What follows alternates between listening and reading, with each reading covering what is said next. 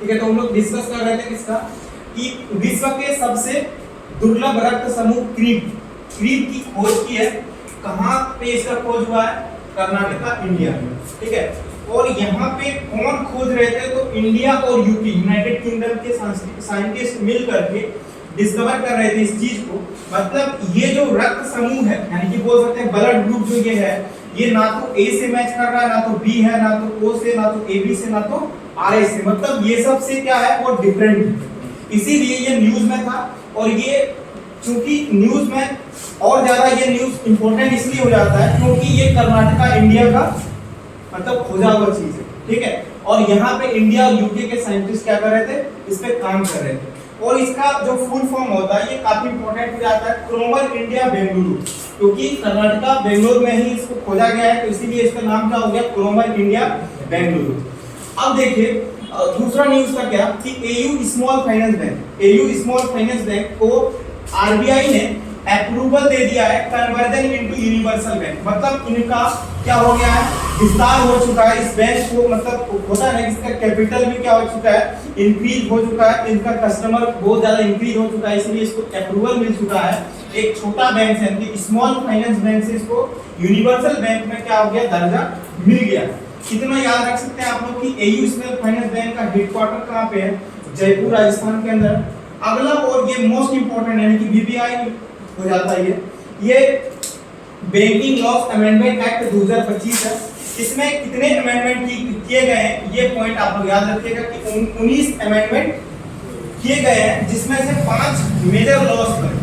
ठीक है, तो 5 लॉस था, पहले का नियम था, उस पे क्या हुआ है? संशोधन हुआ है। मतलब संशोधन मतलब क्या कि उसमें क्या हो गया? परिवर्तन हो गया। मतलब पहले कुछ और था, अभी क्या हो गया है? कुछ और हो गया। मतलब सबसे पहली बात है कि आरबीआई एक्ट 1934 में इसमें संशोधन हुआ। आरबीआई एक्ट 1934 को आती है और 1 अप्रैल 1935 को आरबीआई इस्टेब्लिश होती है। समझ सकते हैं? उसके बाद आप लोग बता सकते हैं कि इसका नेशनलाइजेशन मतलब राष्ट्रीयकरण कब हुआ? कब हुआ था? 1 जनवरी 1949 ईस्वी को इसका क्या हो जाता है? नेशनलाइजेशन हो जाता है। बता सकते हैं आरबीआई का अभी रिसेंट में इसके गवर्नर कौन है? हाँ, संजय मल्होत्रा। संजय मल्होत्रा क्या है? इनके 26वें गवर्नर। किसके? तो आरबीआई के ये क्या है? 26 गवर्नर। ठीक है, ये आप लोग याद रख सकते हैं। 25 कौन थे? शक्तिकांत दास। तो ये सब आपको क्या रखना है? याद रखना है।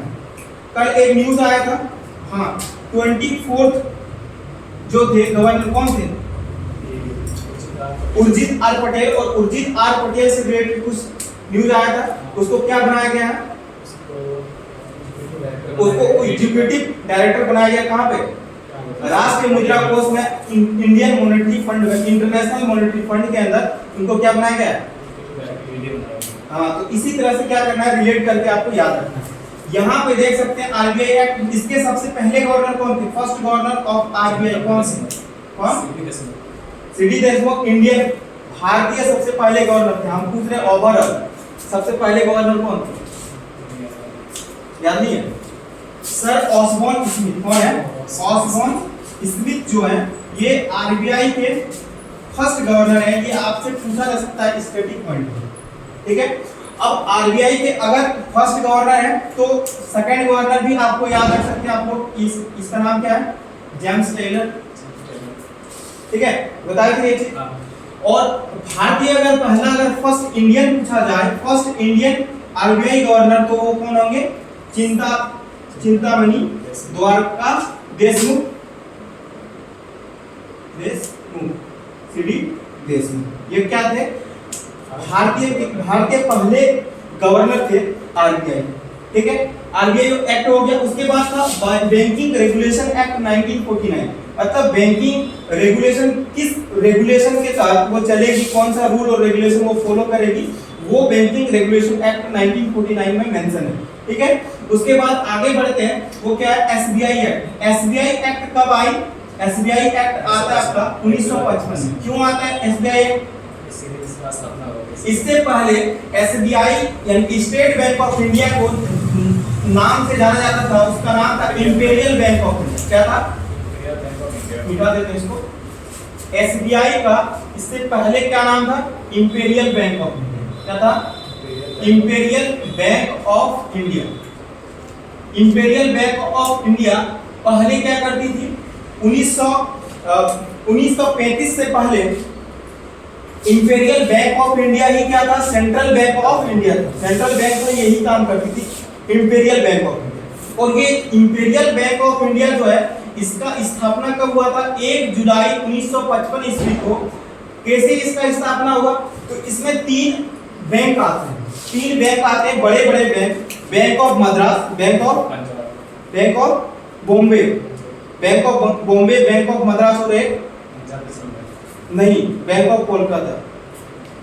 बैंक ऑफ कोलकाता इनकी कलकत्ता का बैंक था। और bank of Calcutta, bank of Bombay और बैंक ऑफ मद्रास तीनों मिल करके बैंक ऑफ कलकत्ता, कलकत्ता नहीं कोलकाता, कलकत्ता बोलते थे, कोलकाता भी बोल रहे। Bank of Calcutta, bank of Madras और बैंक ऑफ बॉम्बे, तीनों का मर्जर होता है, एक बड़ा मर्जर माना जाता है इसको। और 1 जुलाई 1955 को इसको मिला करके तीनों बैंकों को मर्ज करके इसको बनाया जाता है क्या? Imperial bank of India. Imperial bank of India बनाने के बाद 1 जुलाई 1955 से इसको एसबीआई कन्वर्ट कर दिया जाता है। इसीलिए हम लोग एसबीआई डे भी मनाते हैं। 1 जुलाई को एसबीआई डे भी मनाते हैं। समझ में? 1 जुलाई को क्या मनाते हैं? SBI day. 1 जुलाई को और भी डे मनाते हैं, याद है आप लोग? डिस्कस किए थे कि नहीं? इसी तरह से रिलेट करके सारा करंट अफेयर को याद करना है, ठीक है? तो 1 जुलाई को और एक डे मनाते हैं, इसको क्या बोलते हैं? National doctors day. क्या मनाते हैं? National doctors day. National doctors day 1 जुलाई को क्यों मनाते हैं? रीजन क्या है? किसके याद में मनाते हैं? कोलकाता के नहीं, वेस्ट, हाँ मतलब कोलकाता के ही रहने वाले थे। वेस्ट बंगाल के दूसरे मुख्यमंत्री, second CM of west Bengal कौन थे? बीसी चंद्र रॉय, विधान चंद्र रॉय क्या थे? हमारे देश के सबसे अच्छे डॉक्टर माने जाते हैं। वो मुख्यमंत्री भी बने, कहाँ के?